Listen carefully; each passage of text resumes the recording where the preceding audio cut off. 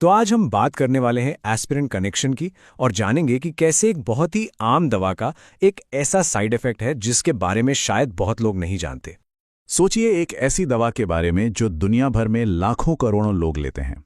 जी हाँ, हम बात कर रहे हैं एस इनहिबिटर्स की, जो हाई ब्लड प्रेशर के लिए दिए जाने वाले सबसे आम इलाजों में से एक है।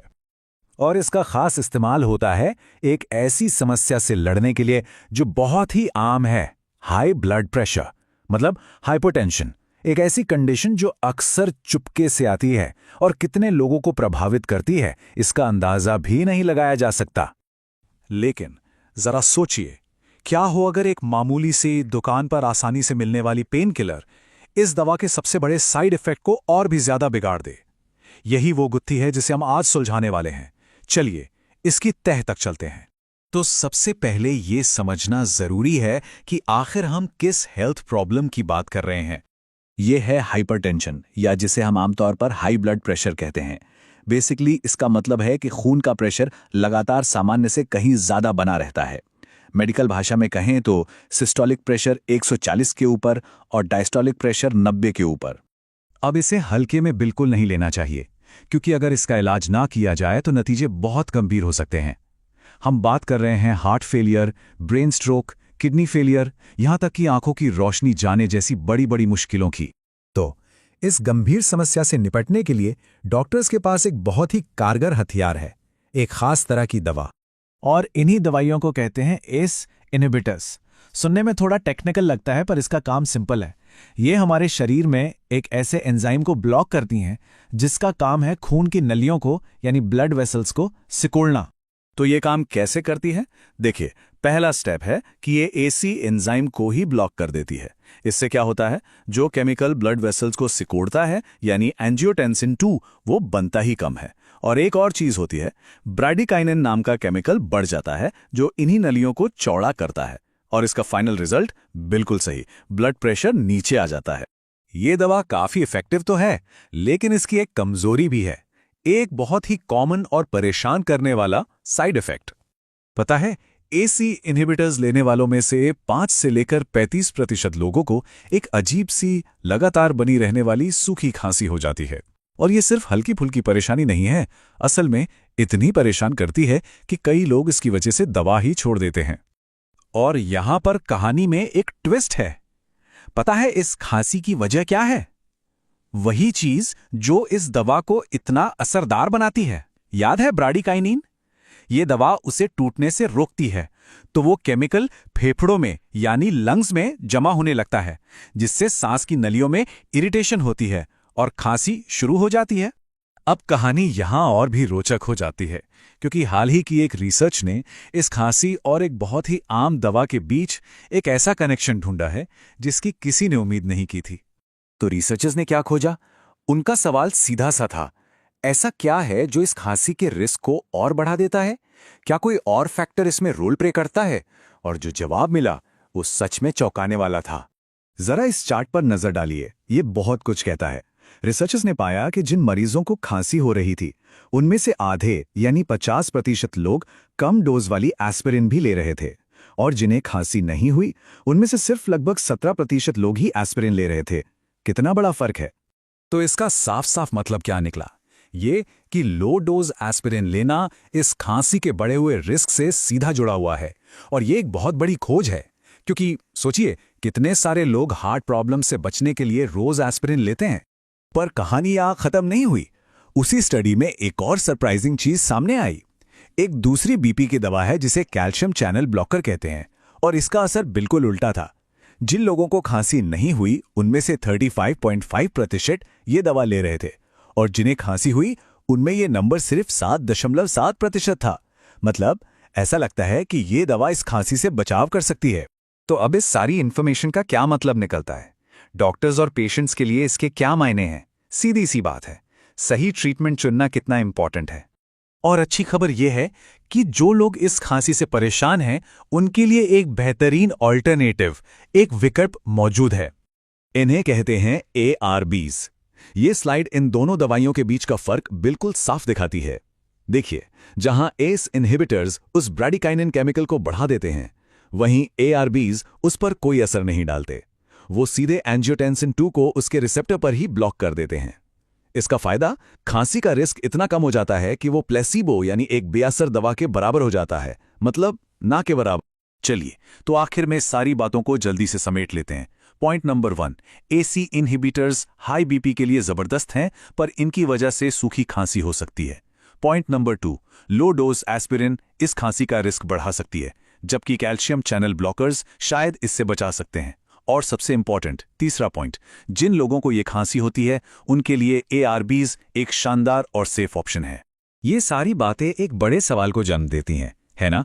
हम रोज कितनी आम दवाइयां लेते हैं, लेकिन उनके आपस में क्या इंटरैक्शंस होते हैं इसके बारे में कितना कम जानते हैं। कौन जाने आने वाले समय में रिसर्च ऐसी और कितनी अनजान कड़ियों को जोड़ेगी, जिससे इलाज और भी बेहतर और सेफ हो सकेगा।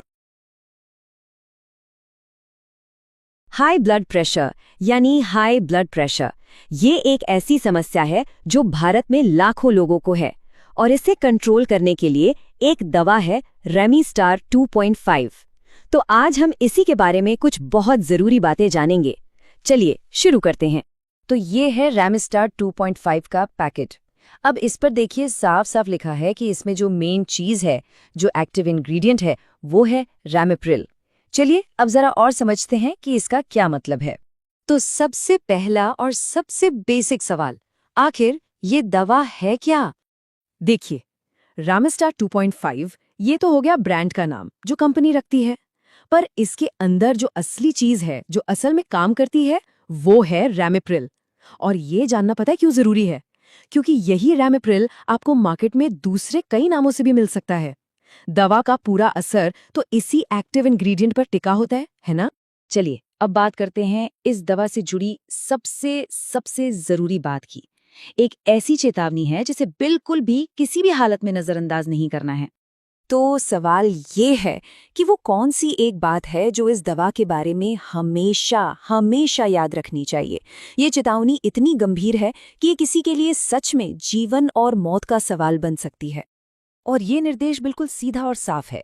अगर कोई ये दवा ले रहा है और प्रेगनेंसी का पता चलता है तो रेमिप्रिल को तुरंत, मेरा मतलब है फौरन, बिना एक पल सोचे बंद कर देना है।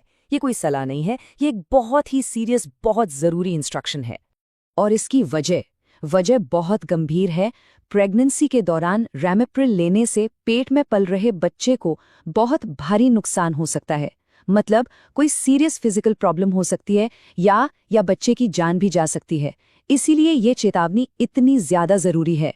ठीक है, तो सबसे गंभीर चेतावनी तो हमने समझ ली। अब बात करते हैं कि इस दवा को सही तरीके से इस्तेमाल कैसे करना है और इसे रखना कैसे है।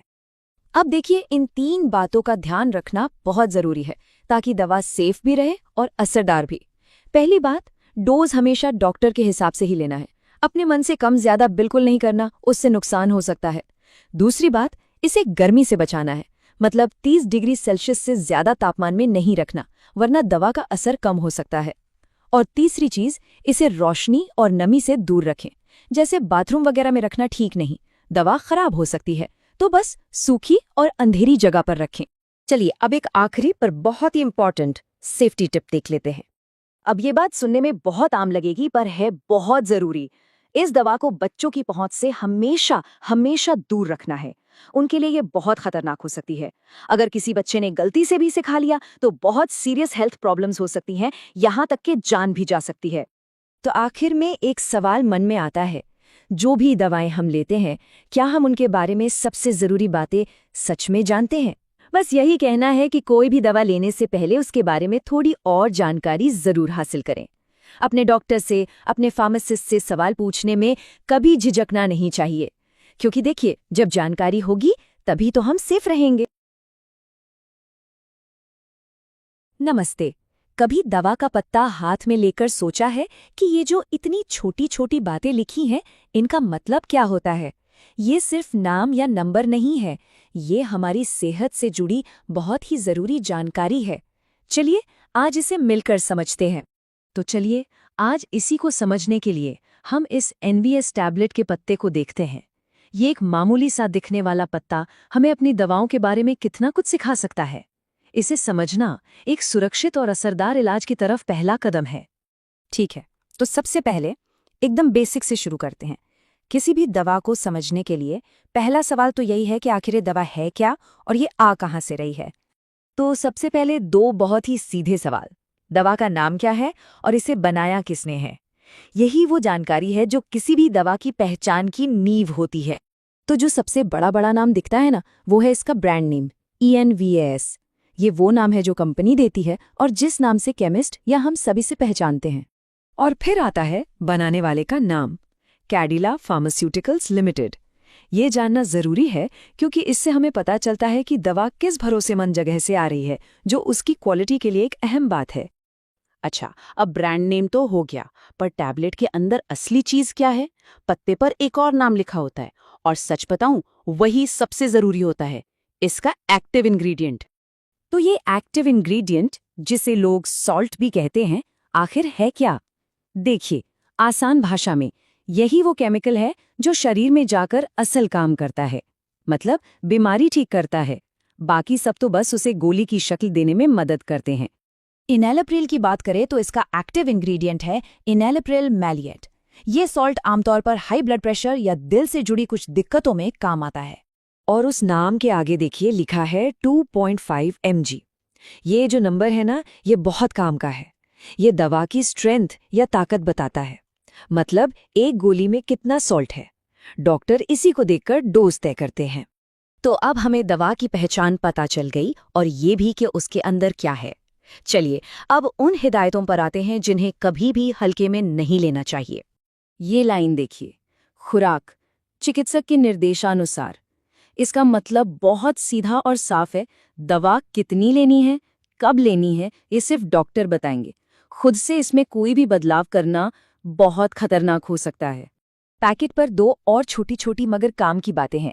एक, इसे ठंडी और सूखी जगह पर रखें। क्यों? ताकि दवा खराब न हो और अपना असर बनाए रखे। दूसरा, इसमें टैट्रेजीन नाम का कलर मिलाया गया है।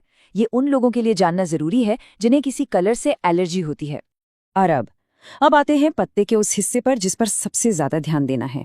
वो लाल रंग की पट्टी, वो सिर्फ एक डिजाइन नहीं है, वो एक बहुत गंभीर चेतावनी है। तो अब जो जानकारी आने वाली है वो हमारी सुरक्षा के लिए सबसे जरूरी है।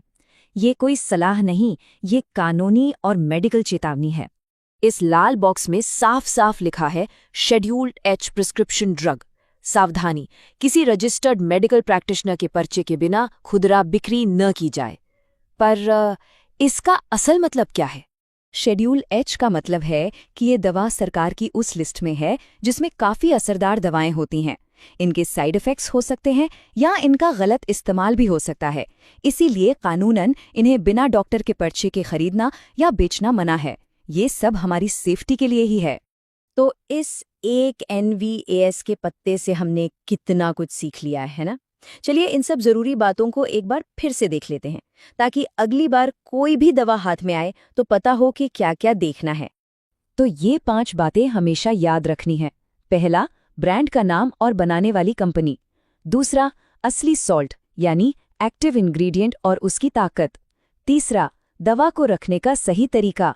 चौथा, डोज के बारे में जो लिखा है। और पांचवां और सबसे जरूरी, कोई खास चेतावनी, जैसे वो शेड्यूल H वाली लाल पट्टी। देखिए, अपनी दवाओं के बारे में ये सब जानना बेहतर सेहत की तरफ पहला और सबसे जरूरी कदम है। अगली बार जब कोई दवा का पत्ता हाथ में हो तो वो सिर्फ एक गोली नहीं होगी, वो एक जानकारी होगी, एक ऐसा टूल होगा जिसे हम अब समझते हैं और ज्यादा सुरक्षित तरीके से इस्तेमाल कर सकते हैं। नमस्कार। अक्सर हम दवा तो ले लेते हैं लेकिन उसके पैकेट पर लिखी बातों पर ध्यान नहीं देते। तो आज हम लिप्रिल 5, जो एक काफी आम दवा है, उसके पैकेट को समझेंगे और जानेंगे कि ये छोटी छोटी बातें कितनी जरूरी हो सकती हैं। ये देखिए, ये है लिप्रिल 5 का पैकेट। देखने में तो बिल्कुल आम सा लगता है ना? पर सच तो ये है कि हमारी सेहत से जुड़ी कई जरूरी बातें इस पर लिखी हुई हैं। तो चलिए एक एक करके इसे डिकोड करना शुरू करते हैं। तो सबसे पहला और सबसे सीधा सवाल, आखिर ये लिप्रिल 5 है क्या? पैकेट पर जो सबसे बड़ा नाम है लिप्रिल 5, वो असल में दवा का ब्रांड नेम है। इसके अंदर जो असली चीज है, मतलब जो एक्टिव इंग्रेडिएंट है, वो है लिसिनोप्रिल। और ये जो 5 लिखा है, इसका मतलब है कि हर एक टैबलेट में इसकी ताकत 5 मिलीग्राम है। ये जानना भी अच्छा रहता है कि दवा बनाई किसने है। तो जैसा कि आप देख सकते हैं, इसे ल्यूपिन लिमिटेड ने बनाया है, जो कि भारत की एक जानी मानी दवा कंपनी है। चलिए अब थोड़ा आगे बढ़ते हैं और देखते हैं कि इस दवा को इस्तेमाल करने और खरीदने को लेकर क्या नियम और निर्देश दिए गए हैं। किसी भी दवा को लेकर सबसे पहला सवाल यही मन में आता है कि भाई इसे लेना कैसे है, कितनी मात्रा में लेना है। और देखिए, पैकेट पर इसका जवाब बिल्कुल साफ साफ दिया गया है। खुराक चिकित्सक के निर्देशानुसार। मतलब ये कोई ऐसी दवा नहीं है जिसे अपनी मर्जी से ले लिया। डॉक्टर ही तय करेंगे कि इसकी कितनी और कब खुराक लेनी है। अब यहीं पर एक और जरूरी बात लिखी है, ये एक शेड्यूल एच दवा है। तो इस शेड्यूल एच का मतलब क्या होता है? शेड्यूल एच का मतलब सीधा सा है कि ये दवा केमिस्ट बिना डॉक्टर के पर्चे के यानी प्रिस्क्रिप्शन के नहीं बेच सकता। इसे खरीदने के लिए एक रजिस्टर्ड मेडिकल प्रैक्टिशनर का पर्चा होना ही चाहिए। ये कोई ओवर द काउंटर दवा नहीं है। अब आते हैं इस पैकेट की शायद सबसे जरूरी जानकारी पर, और वो है एक बहुत ही गंभीर चेतावनी। इस पर खास ध्यान देना बहुत जरूरी है क्योंकि इसका सीधा संबंध मरीज की सुरक्षा से है। चेतावनी बिल्कुल सीधी और स्पष्ट है। अगर गर्भावस्था का पता चलता है या फिर उसका शक भी होता है तो लिप्रिल 5 को लेना तुरंत बंद कर देना चाहिए और फौरन डॉक्टर से बात करनी चाहिए। और आप देखिए, ये कोई छुपी हुई जानकारी नहीं है। ये चेतावनी एक लाल बॉक्स में मोटे अक्षरों में पैकेट पर एकदम सामने छपी होती है ताकि किसी की भी नज़र इस पर आसानी से पड़ जाए। अच्छा, दवा को सही तरीके से खाना जितना ज़रूरी है, उतना ही ज़रूरी है उसे सही तरीके से रखना भी। तो चलिए अब देखते हैं कि इसके स्टोरेज के लिए क्या बताया गया है। पैकेट पर 3 बहुत ही सरल नियम दिए गए हैं। पहला, इसे 25 डिग्री सेल्सियस से कम तापमान पर रखना है। दूसरा, इसे नमी से बचाना है, मतलब बाथरूम वगैरह में रखना ठीक नहीं है।